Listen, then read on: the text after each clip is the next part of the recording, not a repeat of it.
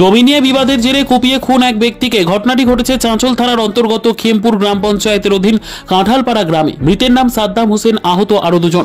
জানা গিয়েছে, প্রতিদিনের মতন সাদ্দাম এই দিন গ্রাম থেকে কিছুটা দূরত্বের মুড়িয়ালিপাড়া এলাকায় নিজের জমিতে চাষ করতে গেছিল। এই জমিটি দখল করার চেষ্টা করেছিল কিছু ব্যক্তি। সাদ্দাম প্রতিবাদ করলে তাকে ধারালো অস্ত্র দিয়ে কোপানো হয়। সাদ্দামকে বাঁচাতে এসে আক্রান্ত হন মকবুল হোসেন ও উসমান আলী।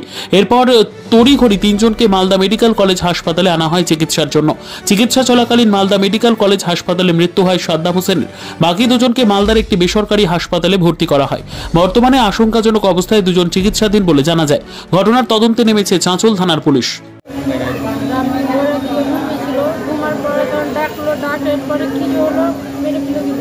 কোথায় গিয়েছিল? মানে জমিতে। কতজনকে মেরেছে আপনাদের? স্বামীকে মেরেছে, মেরে ফেলে দিয়েছে।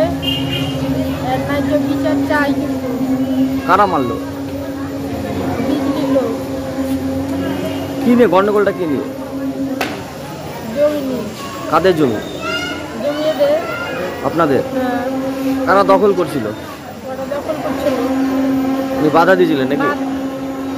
বাধা দিতে গেছিল যে এটা আমাদের জমি, তখন মেরে দিল। কি দিয়ে মেরেছে? যা পেরেছে, যা ইচ্ছা হয়েছে, ইচ্ছা মতন মেরেছে, মেরে ফেলে দিয়েছে। আমাদের এটা ন্যায্য বিচার চাই। আমার দুটা মেয়ে আছে। আমি কি? আপনার নাম? Seema Khatun. Bureau report, news for Bengal. This channel does not promote or encourage any illegal activities. All contents provided by this channel is meant for educational purpose only.